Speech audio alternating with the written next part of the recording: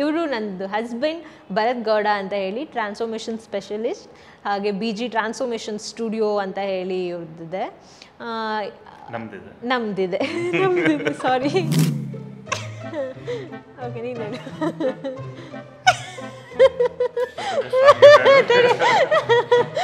ಇವರೇ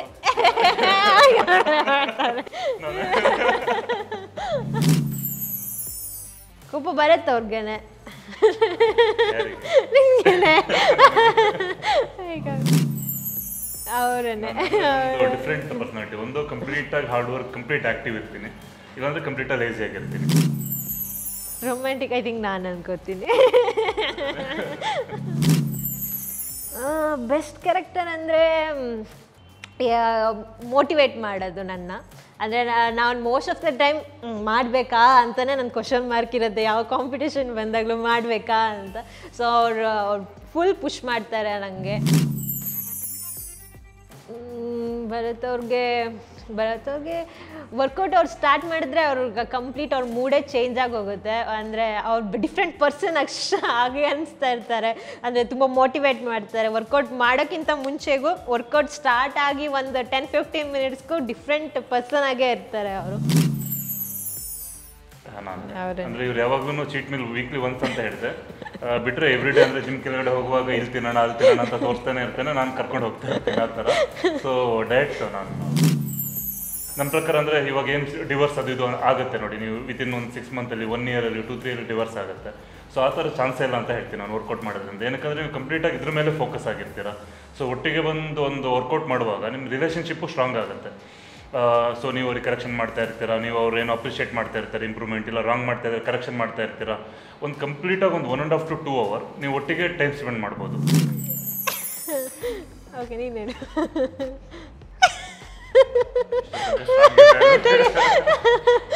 so normal ಆಗಿ ಅವರು ಪವರ್ ಲಿಫ್ಟಿಂಗ್ ಪ್ರಿಪ್ರೇಷನ್ ಎಲ್ಲ ನಾವು ನೋಡಿರ್ತೀವಿ, ಅಂದರೆ ಎಷ್ಟು ಕಷ್ಟಪಟ್ಟಿರ್ತಾರೆ, ಎಷ್ಟು ಸ್ಯಾಕ್ರಿಫೈಸ್ ಮಾಡಿರ್ತಾರೆ ಅಂತ. ಸೊ ಅವರಲ್ಲಿ ಹೋಗಿ ವಿನ್ ಆಗ್ತಾರೆ ಅನ್ನೋ ಸೆಕೆಂಡ್ರಿ ಆ್ಯಕ್ಚುಲ್ ಆಗಿ. ಸೊ ಅಲ್ಲಿ ಹೋಗಿ ಅವ್ರು ಪಾರ್ಟಿಸಿಪೇಟ್ ಅವ್ರು ಟ್ರೈ ಮಾಡ್ತಾರಲ್ಲ, ಅದು ತುಂಬ ಖುಷಿ ಆಗುತ್ತೆ. ಮತ್ತು ನಮ್ಮ ವೈಫ್ ಪ್ರೌಡ್ ಫೀಲ್ ಆಗೇ ಆಗುತ್ತೆ. ಏನಕ್ಕೆ ತುಂಬ ಜನಕ್ಕೆ ಇನ್ಸ್ಪಿರೇಷನ್ ಆಗಿ ತೋರಿಸ್ಬೋದು. ಅವ್ರು ನೋಡಿ ತುಂಬ ಜನ ಇನ್ಸ್ಪೈರ್ ಆಗ್ತಾರೆ. ಅಂದರೆ ಬೇರೆ ಯಾರನ್ನೂ ತೋರಿಸ್ಲಿಕ್ಕಿಂತ ನಾನು ಹೇಳ್ಬೋದು ನಮ್ಮ ವೈಫ್ ಅವರೇ ಪವರ್ ಲಿಫ್ಟರ್ ಅಂತ. ಸೊ ತುಂಬ ಖುಷಿ ಇದೆ, ತುಂಬ ಪ್ರೌಡ್ ಫೀಲಿಂಗ್ ಇದೆ. ಸೊ ನನಗೆ ಕಾಂಪಿಟೇಷನ್ಗೆ ಹೋದಾಗ ನಾನು ನೋಡ್ತಾನೆ ಇರ್ತೀನಿ ಭರತ್ ಅವ್ರು ಎಲ್ಲಿದ್ದಾರೆ, ನನ್ನ ನೋಡ್ತಾ ಇದ್ದಾರಾ ಅಂತ ಹೇಳಿ. ನಾನು ಆಮೇಲೆ ಲಿಫ್ಟಿಂಗ್ ವೆಯ್ಟ್ ಎಲ್ಲದು ಕೂಡ ಅವ್ರ ಹತ್ರ ಚೆಕ್ ಮಾಡ್ತಾನೆ ಇರ್ತೀನಿ. ಓಕೆ, ನಾನು ಏನು ನೆಕ್ಸ್ಟ್ ಕೊಡಲಿ ಆ ಥರ ಅಂತ ಹೇಳಿ. ಸೊ ನಾನು ಪಾರ್ಟಿಸಿಪೇಟ್ ಮಾಡುವಾಗ, ಭರತ್ ಅವ್ರು ಪಾರ್ಟಿಸಿಪೇಟ್ ಮಾಡುವಾಗ ನನಗೆ ಓಕೆ ವಿನ್ ಆಗ್ತಾರೆ ಅಂತ ನನಗೆ ಅದೊಂದು ಕಾನ್ಫಿಡೆನ್ಸ್ ಯಾವಾಗಲೂ ಇದ್ದೇ ಇರುತ್ತೆ. ಆ್ಯಂಡ್ ಅವರು ಇದಕ್ಕಿಂತ ಮೆನ್ಸ್ ಫಿಸಿಕ್ ಅಥ್ಲೆಟ್ ಆಗಿ ಮುಂಚೆ ಇದ್ದರು, ಅಂದರೆ ಇವಾಗಲೂ ಇದ್ದಾರೆ. ಸೊ ಆ ಟೈಮಲ್ಲೂ ಅಷ್ಟೇ ಅವರು ಪಡೋ ಕಷ್ಟ, ಆ ಡಯಟ್ ಆಗಲಿ, ಆ ವರ್ಕೌಟ್ ಆಗಲಿ, ಎಷ್ಟು ಸ್ಟ್ರಗಲ್ ಮಾಡ್ತಾರೆ ಅಂತ ಹೇಳಿ ಎವ್ರಿ ಡೇ ನೋಡ್ತಾ ಇರ್ತೀನಿ.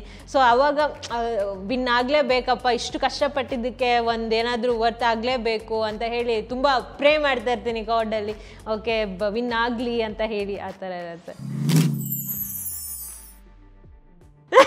ಏನೂ ಇಲ್ಲ, ನಿಜ ಹೇಳ್ಬೇಕಂದ್ರೆ ತುಂಬ ಪುಷ್ ಮಾಡ್ತೀನಿ. ಪವರ್ ಲಿಫ್ಟಿಂಗ್ ಅವ್ರಿಗೆ ಯಾವ ಥರ ಆಗಿದೆ ಅಂದರೆ, ಒಂದು ರೀಜ್ನಲ್ ಲೆವೆಲಲ್ಲಿ ಫಸ್ಟ್ ಪ್ಲೇಸ್ ಆದಾಗ ಅವ್ರ ಮೈಂಡ್ ಸೆಟ್ ಯಾವ ಥರ ಆಗಿದೆ ಅಂದರೆ, ಹೋದರೆ ವಿನ್ ಆಗಲೇಬೇಕು ಅನ್ನೋ ಥರ ಮೈಂಡ್ ಸೆಟ್ ಇದೆ. ನಾನು ಅವ್ರಿಗೆ ಹೇಳ್ತಾ ಇರ್ತೀನಿ, ಅಂದರೆ ವಿನ್ನಿಂಗ್ ಇಲ್ಲ ಲೂಸ್ ಸೆಕೆಂಡ್ರಿ ಬರುತ್ತೆ, ಜಸ್ಟ್ ಪಾರ್ಟಿಸಿಪೇಟ್ ಮಾಡೋದೇ ಅದು ಇಂಪಾರ್ಟೆಂಟ್ ಅಂತ. ಬಟ್ ಅವ್ರ ಮೈಂಡಲ್ಲಿ ಏನಿರುತ್ತೆ ಅಂದರೆ ವಿನ್ ಆಗಲೇಬೇಕು ಅಂತ. ಹಾಗಾಗಿ ಕಾಂಪಿಟೇಷನಿಗೆ ಹೋಗ್ಬೋದೋ ಅನ್ನೋ ಪ್ರಿಪ್ರೇಷನ್ ಇರುತ್ತೆ. ತುಂಬ ಕಡೆ ನಿಮ್ಗೆ ಗೊತ್ತಿರಲ್ಲ, ಅಂದರೆ ವಿನ್ ಆಗಿರ್ಬೋದು ಎಲ್ಲದನ್ನು. ಬಟ್ ಹೋಗ್ಲಿಕ್ಕಿಂತ ಹಿಂದಿನ ದಿನ ಹೇಗಂದರೆ ಮಾಡಲೇಬೇಕಾ, ಇನ್ ಕೇಸ್ ಏನಾದರೂ ಪ್ಲೇಸ್ ಆಗಿಲ್ಲ ಅಂದರೆ ಆ ಥರ ಅಂತ ಇರ್ತಾರೆ. ಸೊ ಪುಷ್ ಮಾಡ್ತೀನಿ. ಪುಷ್ ಮಾಡಿದಾಗ ಅವ್ರು ಆಗಿಲ್ಲ ಅಂದರೂ ಕೂಡ ಆ ಡೇ ಅದಕ್ಕೋಸ್ಕರ ರೆಡಿಯಾಗಿ ಪುಷ್ ಮಾಡಿ ವಿನ್ ಆಗ್ತಾರಲ್ವ, ಅದು ಖುಷಿ ಆಗುತ್ತೆ. Win or lose again participate ಮಾಡ್ತಾರಲ್ಲ, ಅದು ತುಂಬ ಖುಷಿ ಇದೆ ಅವರ ಬಿಹೇವಿಯರಲ್ಲಿ. ಬೆಸ್ಟ್ ಕ್ಯಾರೆಕ್ಟರ್ ಅಂದರೆ ಮೋಟಿವೇಟ್ ಮಾಡೋದು ನನ್ನ. ಅಂದರೆ ನಾನು ಮೋಸ್ಟ್ ಆಫ್ ದ ಟೈಮ್ ಮಾಡಬೇಕಾ ಅಂತಲೇ ನನ್ನ ಕ್ವಶನ್ ಮಾರ್ಕ್ ಇರುತ್ತೆ, ಯಾವ ಕಾಂಪಿಟೇಷನ್ ಬಂದಾಗಲೂ ಮಾಡಬೇಕಾ ಅಂತ. ಸೊ ಅವ್ರು ಫುಲ್ ಪುಷ್ ಮಾಡ್ತಾರೆ ನನಗೆ, ಅಂದರೆ ಮಾಡೋ ಥರ ಮಾಡ್ತಾರೆ. ಆಮೇಲೆ ಇವನ್ ಡೇ 1ಇಂದ ಇವಾಗ ತನಕನೂ ಎವ್ರಿಥಿಂಗ್ ಒಂದು ಬ್ಯಾಕ್ ಬೋನ್ ಥರ ಅಂತಲೇ ಹೇಳ್ಬೋದು, ಎಲ್ಲ ಆಸ್ಪೆಕ್ಟ್ಸಲ್ಲೂ. ಸೊ ಅವ್ರು ಪುಷ್ ಮಾಡೇ ಮಾಡ್ತಾರೆ ನನಗೆ. ಇದಂತ ಅಲ್ಲ, ಏನು ಪವರ್ ಲಿಫ್ಟಿಂಗ್ ಅಂತ ಅಲ್ಲ, ಎಲ್ಲ ವಿಷಯದಲ್ಲೂ ಕೂಡ. ಆ್ಯಂಡ್ ನಾನು ಬೇರೆ ಕ್ಲೈಂಟ್ಸ್ ಆಗಲಿ, ಬೇರೆ ಅವ್ರ ಬಗ್ಗೆ ಪ್ರೌಡಾಗಿ ಮಾತಾಡುವಾಗ, ಅವ್ರ ಬಗ್ಗೆ ಒಳ್ಳೇದು ಹೇಳುವಾಗ ಅವಾಗ ಖುಷಿ ಆಗುತ್ತೆ. ಒಬ್ಬ ಇಷ್ಟು ಜನ ಲೈಫ್ ಸ್ಟೈಲ್ ಚೇಂಜ್ ಮಾಡ್ತಾ ಇದ್ದಾರೆ. ಅವರು ಖುಷಿಯಾಗಿ ಕೆಲವರೆಲ್ಲ 90 ಡೇಸ್ ಮುಗ್ದ ಮೇಲೆ ಆಗಲಿ ಅಥವಾ ಒಂದು ಲಾಸ್ಟ್ ಡೇ ಆಗಲಿ ಕಾಲಿಗೆಲ್ಲ ಬಿದ್ದು ನಮಸ್ಕಾರ ಮಾಡ್ತಾರೆ. ಆಮೇಲೆ ತುಂಬ ಜನ ಕಾಂಪಿಟೇಷನ್, ಈ ಬಾಡಿ ಬಿಲ್ಡಿಂಗ್ ಕಾಂಪಿಟೇಷನ್ ಪಾರ್ಟಿಸಿಪೇಟ್ ಮಾಡಿರೋ ಕ್ಲೈಂಟ್ಸ್ ಅಂದರೆ ಹುಡುಗರೆಲ್ಲ, ಅವರೆಲ್ಲ ಶೋ ಡೇ ದಿನ ಅಲ್ಲಿ ಹೋಗೋಕ್ಕಿಂತ ಮುಂಚೆ ಕಾಲಿಗೆ ಬಿದ್ದು ನಮಸ್ಕಾರ ಮಾಡೋದಾಗಲಿ, ಆಮೇಲೆ ವಿನ್ ಆದಾಗ ಅವ್ರ ಕಾಲಿಗೆ ಬೀಳೋದಾಗಲಿ, ಅಂದರೆ ಅವ್ರ ಖುಷಿಯಿಂದ ಅವರು ಕಣ್ಣೀರು ಬರುತ್ತಲ್ಲ, ಅದೆಲ್ಲ ನೋಡಿದಾಗಪ್ಪ ಇವ್ರ ಲೈಫಲ್ಲಿ ಇಷ್ಟು ದೊಡ್ಡ ಅಚೀವ್ಮೆಂಟ್ ಮಾಡೋದಕ್ಕೆ ನನ್ನ ಹಸ್ಬೆಂಡ್ ರೀಸನ್ ಆಗಿದ್ದಾರೆ ಅಂತ ಅಂದಾಗ ಅದು ತುಂಬ ಪ್ರೌಡ್ ಅನಿಸುತ್ತೆ, ತುಂಬ ಖುಷಿ ಆಗುತ್ತೆ. ಸೊ ಅದು ಬೆಸ್ಟ್ ಅಂತ ಹೇಳ್ತೀನಿ. ಚೀಟ್ ಮೀಲ್ ಅಂದರೆ ಅದೇ ಬಿರಿಯಾನಿ ಆ ಥರದ ಇಷ್ಟ ಇರುತ್ತೆ. ಸೊ ಡಿಪೆಂಡ್ ಆಗುತ್ತೆ, ಅಂದರೆ ಇಬ್ಬರಿಗೂ ಯಾವ್ದು ಇಷ್ಟ ಅಂತ ಪ್ಲ್ಯಾನ್ ಮಾಡಿ ಅವತ್ತು ಹೋಗಿ ಚೀಟ್ ಮೀಲ್ ಮಾಡ್ತೀವಿ. ವೀಕ್ಲಿ ಒನ್ಸ್ ಆ ಥರ ಚೀಟ್ ಮೀಲ್ ಮಾಡ್ತೀವಿ ನಾವು. ನಮ್ಮೂರ ನಾಟಿ ಮನೆ ಅಂತ ನಮ್ಮ ಮನಿತ್ ಮತ್ತೆ ರಾಹುಲ್ ಅವ್ರದ್ದಿದೆ, ಜಿಮ್ ಹತ್ರನೇ. ನಮ್ಮ ಫೇವ್ರೇಟ್ ಏನಕ್ಕಂದರೆ ಅದು ಮನೆ ಫುಡ್ ಥರನೇ ಇದೆ. ಸೊ ಅಲ್ಲಿ ಹೋಗಿ ಚೀಟ್ ಮಾಡ್ತೀನಿ. ಎಸ್, 2024-25 ಅಂದರೆ ಒಂದು ನ್ಯೂ ಇಯರ್ ರೆಸೊಲ್ಯೂಷನ್ ಅಂತ ಇರುತ್ತಲ್ಲ, ನೆಕ್ಸ್ಟ್ ಇಯರ್ ನಮ್ಮಿಬ್ಬರು ಕಂಪ್ಲೀಟ್ ಪ್ಲ್ಯಾನ್ ಇಂಟರ್ನ್ಯಾಷನಲ್ ಕಾಂಪಿಟೇಷನ್ ಮಾಡಬೇಕು ಅಂತ. ಯಾಕಂದರೆ ನ್ಯಾಷನಲ್ ಲೆವೆಲಲ್ಲಿ ವಿನ್ ಆಗಿದ್ದಾರೆ. ನಾನು ಕೂಡ ಈಗೇನೊಂದು ಆಫ್ಟರ್ ಕೋವಿಡ್ ನಾನು ಕಾಂಪಿಟೇಷನ್ ಮಾಡಿ ಸ್ಟಾಪ್ ಮಾಡಿದೆ, ಯಾವುದು ಮೆನ್ಸ್ ಫಿಸಿಕ್. ಕಂಪ್ಲೀಟಾಗಿ ಕೋಚಿಂಗ್ ಮೇಲೆ ಮತ್ತು ಟ್ರಾನ್ಸ್ಫಾರ್ಮೇಷನ್ ಸ್ಟುಡಿಯೋ ಅದ್ರ ಮೇಲೆ ಕಾನ್ಸಂಟ್ರೇಷನ್ ಮಾಡಲಿಕ್ಕೆ ಸ್ಟಾರ್ಟ್ ಮಾಡಿದ್ದೀನಿ. ಸೊ ನೆಕ್ಸ್ಟ್ ಇಯರ್ 2025 ಕಂಪ್ಲೀಟಾಗಿ ನಾನು ಮೆನ್ಸ್ ಫಿಸಿಕ್ ಮೇಲೆ, ಹಾಗೆ ಇವ್ರದ್ದು ಪವರ್ ಲಿಫ್ಟಿಂಗ್ ಹಾಗೆ ಬಿಗಿನಿಂಗ್ ಕಾಂಪಿಟೇಷನ್ ಇವ್ರು ಮಾಡಬೇಕು ಅಂತ ಪ್ಲ್ಯಾನಿಂಗ್ ಇದೆ ನಮಗೆ ಸದ್ಯ. ಇಬ್ಬರು ಆ ಥರ ಐ ಡೋಂಟ್ ನೋ, ನಮ್ದು ಆ ಥರ ಈ ನಾರ್ಮಲ್ ಕಪಲ್ ಗೋಲ್ ಗೊತ್ತಿಲ್ಲ ನನಗೆ. ನಮ್ದು ಕಪಲ್ ಗೋಲ್ ಬರೀ ಫಿಟ್ನೆಸ್ ಫೀಲ್ಡಲ್ಲೇ ಜಾಸ್ತಿ ಇದೆ. ಆ ಥರ ಮ್ಯೂಚುವಲ್ ಆಗಿ ಐ ಡೋಂಟ್ ನೋ. ಚೆನ್ನಾಗಿದ್ದೀವಿ, ಅದನ್ನು ಹೇಗೆ ಎಕ್ಸ್ಪ್ರೆಸ್ ಮಾಡೋದು ಹೇಳ್ಕೊಳ್ಳಿಕ್ಕೆ ಗೊತ್ತಿಲ್ಲ. ಇವರೇ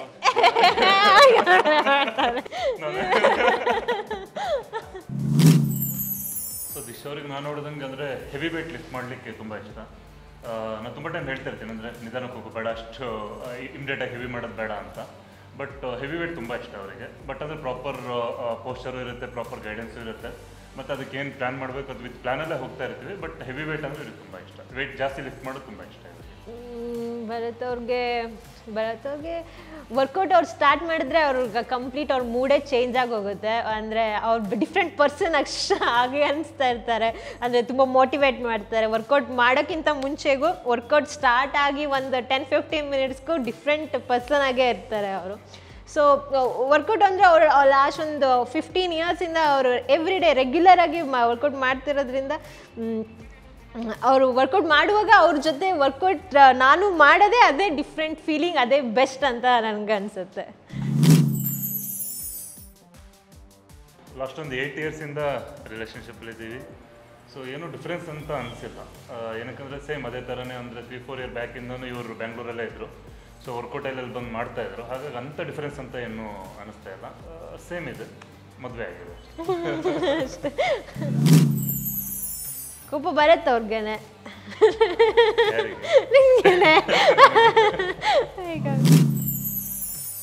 ಅವರನ್ನೇ. Different personality. ಒಂದು ಕಂಪ್ಲೀಟಾಗಿ ಹಾರ್ಡ್ ವರ್ಕ್, ಕಂಪ್ಲೀಟ್ ಆ್ಯಕ್ಟಿವ್ ಇರ್ತೀನಿ, ಇಲ್ಲಾಂದರೆ ಕಂಪ್ಲೀಟಾಗಿ ಲೇಜಿ ಆಗಿರ್ತೀನಿ. ಸೊ ನನ್ನ ಅಡ್ವೈಸು ಬೆಟರ್. ಏನಕ್ಕಂದರೆ ನೀವು ನಮ್ಮನ್ನ ಫ್ಯಾಮಿಲಿ ಅಂದರೆ ಮದುವೆ ಆದಮೇಲೆ ಅದು ಇದು ಪ್ರಾಬ್ಲಮ್ಗಳು ಇದ್ದೇ ಇರುತ್ತೆ, ಅಂದರೆ ಪರ್ಸ್ನಲ್ ಪ್ರಾಬ್ಲಮ್ಗಳು ಅಂತ. ಈ ಥರ ವರ್ಕೌಟ್ ಒಟ್ಟಿಗೆ ಹೋಗಿ ಮಾಡೋದ್ರಿಂದ ಆಲ್ಮೋಸ್ಟ್ ಎಲ್ಲ ಸಾಲ್ವ್ ಆಗಿಬಿಡುತ್ತೆ ನನ್ನ ಪ್ರಕಾರ. ಅಂದರೆ ಇವಾಗ ಏನು ಡಿವೋರ್ಸ್ ಅದು ಇದು ಆಗುತ್ತೆ ನೋಡಿ, ನೀವು ವಿತಿನ್ ಒಂದು 6 ಮಂತಲ್ಲಿ, 1 ಇಯರಲ್ಲಿ, 2-3 ಇಯರ್ ಡಿವೋರ್ಸ್ ಆಗುತ್ತೆ. ಸೊ ಆ ಥರ ಚಾನ್ಸೇ ಇಲ್ಲ ಅಂತ ಹೇಳ್ತೀನಿ ನಾನು ವರ್ಕೌಟ್ ಮಾಡೋದ್ರಿಂದ. ಏನಕ್ಕಂದರೆ ನೀವು ಕಂಪ್ಲೀಟಾಗಿ ಇದ್ರ ಮೇಲೆ ಫೋಕಸ್ ಆಗಿರ್ತೀರ. ಸೊ ಒಟ್ಟಿಗೆ ಬಂದು ಒಂದು ವರ್ಕೌಟ್ ಮಾಡುವಾಗ ನಿಮ್ಮ ರಿಲೇಷನ್ಶಿಪ್ಪು ಸ್ಟ್ರಾಂಗ್ ಆಗುತ್ತೆ. ಸೊ ನೀವು ಅವ್ರಿಗೆ ಕರೆಕ್ಷನ್ ಮಾಡ್ತಾ ಇರ್ತೀರಾ, ನೀವು ಅವ್ರು ಏನು ಅಪ್ರಿಷಿಯೇಟ್ ಮಾಡ್ತಾ ಇರ್ತಾರೆ, ಇಂಪ್ರೂವ್ಮೆಂಟ್ ಇಲ್ಲ ರಾಂಗ್ ಮಾಡ್ತಾ ಇದ್ದಾರೆ ಕರೆಕ್ಷನ್ ಮಾಡ್ತಾ ಇರ್ತೀರಾ. ಒಂದು ಕಂಪ್ಲೀಟಾಗಿ ಒಂದು 1.5 to 2 hour ನೀವು ಒಟ್ಟಿಗೆ ಟೈಮ್ ಸ್ಪೆಂಡ್ ಮಾಡ್ಬೋದು. ಸೊ ಅದಲ್ಲದೆ ನೀವು ಡಯಟು ಅಷ್ಟೇ, ಒಟ್ಟಿಗೆ ಅವ್ರು ಏನು ಡಯಟ್ ಮಾಡಬೇಕಂತ ನೀವು ಪ್ಲ್ಯಾನ್ ಮಾಡ್ತಾ ಇರ್ತಾರೆ, ನೀವು ರಾಂಗ್ ಮಾಡಿದ್ರೆ ಅವ್ರು ಕರೆಕ್ಷನ್ ಮಾಡ್ತಾ ಇರ್ತಾರೆ. ಸೊ ಕಂಪ್ಲೀಟಾಗಿ ಒಂದು 24 hour ಬ್ಯುಸಿಯಾಗಿರ್ತೀರ. ಸೊ ನನ್ನ ಅಡ್ವೈಸ್ ಅಂದರೆ, ನನ್ನ ಎಕ್ಸ್ಪೀರಿಯನ್ಸ್ ಅಂತ ಹೇಳಿದ್ರೆ, ಫಿಟ್ನೆಸ್ ಒಟ್ಟಿಗೆ ಕಪಲ್ ವರ್ಕೌಟ್ ತುಂಬ ಇಂಪಾರ್ಟೆಂಟ್ ಆಗುತ್ತೆ ಅಂತ ಹೇಳ್ತೀನಿ. ಸೇಮ್ ನನ್ನದು ಹಂಗೆ ಅನಿಸುತ್ತೆ. ಬಿಕಾಸ್ ಅವ್ರದ್ದೇ ವರ್ಕ್ ಬೇರೆ ಇರುತ್ತೆ, ಇವ್ರದ್ದೇ ವರ್ಕ್ ಬೇರೆ ಇರುತ್ತೆ. ಹೋಲ್ ಡೇ ಅವ್ರ ಆಫೀಸಲ್ಲಿ, ಇವ್ರ ಆಫೀಸಲ್ಲಿ ಬ್ಯುಸಿ ಇರ್ತಾರೆ, ಇಲ್ಲ ಅವ್ರ ಬಿಸ್ನೆಸ್ ಆ ಥರ ಅಷ್ಟು ಥರ ಒಂದು ಹೆಕ್ಟಿಕ್ ಶೆಡ್ಯೂಲರ್ ಇರ್ತಾರೆ. ಸೊ ಒಂದು ದಿವಸದಲ್ಲಿ 1 hour ಇಬ್ಬರು ಜೊತೆಯಾಗಿದ್ದು ಒಂದು ಒಳ್ಳೆ ಪ್ರೋಗ್ರೆಸ್ ಮೇಲೆ, ಸೊ ಎಲ್ಲರಿಗೂ ಅವ್ರ ಔಟ್ಲುಕ್ ಅದೇ ಫಸ್ಟ್, ಅವ್ರದ್ದು ಹೆಲ್ತೇ ಫಸ್ಟ್ ಆಗುತ್ತೆ. ಮನಿ ಎವ್ರಿಥಿಂಗ್ ಸೆಕೆಂಡ್ರಿ, ಫ್ಯಾಮಿಲಿ ಎಲ್ಲದೂ ಸೆಕೆಂಡ್ರಿ.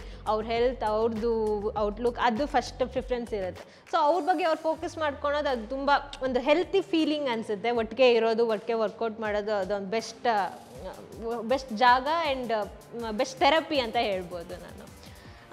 ಮತ್ತು ಫುಡ್ ಕೂಡ ಅಷ್ಟೇ. ಇವಾಗ ಕೆಲವ್ರಿಗೆ ನನಗೆ ಅದು ಇಷ್ಟ ಇಲ್ಲ, ನನಗೆ ಇದು ಇಷ್ಟ ಇಲ್ಲ, ಅವ್ರಿಗೆ ಅದು ಇಷ್ಟ ಆಗೋದು ಇವ್ರಿಗೆ ಇಷ್ಟ ಆಗಲ್ಲ. ಈಗ ಎಷ್ಟೋ ಡಿವೋರ್ಸ್ಗಳನ್ನೇ ನೋಡ್ತಿದ್ದೀನಿ, ಅವ್ರಿಗೆ ಇಷ್ಟ ಆಗಿದ್ದು ಇವ್ರಿಗೆ ಇಷ್ಟ ಆಗಿಲ್ಲ, ಇವ್ರಿಗೆ ಇಷ್ಟ ಆಗಿದ್ದು ಅವ್ರಿಗೆ ಇಷ್ಟ ಆಗಿಲ್ಲ ಅಂತಲೇ ಡಿವೋರ್ಸ್ ಆಗ್ತದೆ ಸಿಲ್ಲಿ ರೀಸನ್ಸ್ಗೆಲ್ಲ.